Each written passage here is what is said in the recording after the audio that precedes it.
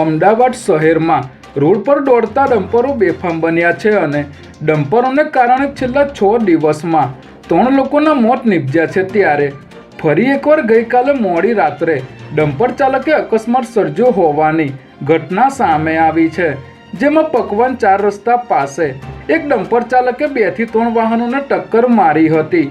આ ઘટનામાં 2 લોકોને ઈજા થઈ હોવાનું સામે આવ્યું છે। ત્યારે આ ઘટનાને પગલે સ્થાનિક લોકોના ટોળા ભેગા થઈ ગયા હતા અને ડ્રાઈવરને ઉતારીને ઢોરમાર મારવામાં આવ્યો હતો।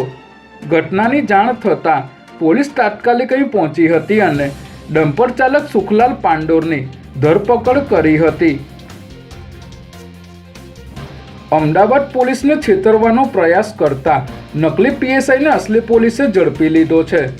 આ નકલી પીએસઆઈએ ગુજરાત યુનિવર્સિટી પોલીસ સ્ટેશનમાં ફોન કરી મહેસાણાના એક ગુનામાં સંકળાયેલો આરોપી તેમની હદમાં રહેતો હોવાનું જણાવી ત્યાં પીસીઆર મોકલવા જણાવ્યું હતું, પરંતુ જ્યારે ફરીથી કોલ્સ આવ્યા ત્યારે તેની વાતચીતની પદ્ધતિને કારણે પોલીસકર્મીને શંકા ગઈ હતી, જે બાદ અમદાવાદ પોલીસે મહેસાણા પોલીસનો સંપર્ક કરીને ખરાઈ કરતા પીએસઆઈ રાઠોડ નામના કોઈ અધિકારી ફરજ બજાવતા ન હોવાનું જાણવા મળ્યું હતું, જેના આધારે ગુજરાત યુનિવર્સિટી પોલીસે નકલી પીએસઆઈ તરુણ બ્રહ્મભટ્ટની ધરપકડ કરી લીધી છે।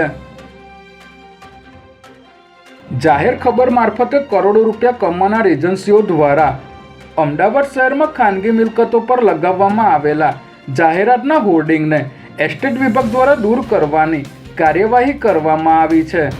એજન્સીઓ દ્વારા મ્યુનિસિપલ કોર્પોરેશનને કરોડો રૂપિયાની લાયસન્સ ફી ચૂકવવામાં ન આવતા કોર્પોરેશન દ્વારા હવે કડક કાર્યવાહીના ભાગરૂપે શહેરના વિવિધ વિસ્તારોમાં આવેલા વિશાળ જાહેરાતના હોર્ડિંગ્સ ઉતારી લેવામાં આવ્યા છે। ત્યારે આજે વહેલી સવાર સુધીમાં અંદાજે 50થી પણ વધુ હોર્ડિંગ્સને દૂર કરી દેવામાં આવ્યા છે અને બાકીના હોર્ડિંગ્સને પણ ઉતારી લેવાની કાર્યવાહી સમગ્ર દિવસ દરમિયાન ચાલુ રાખવામાં આવશે।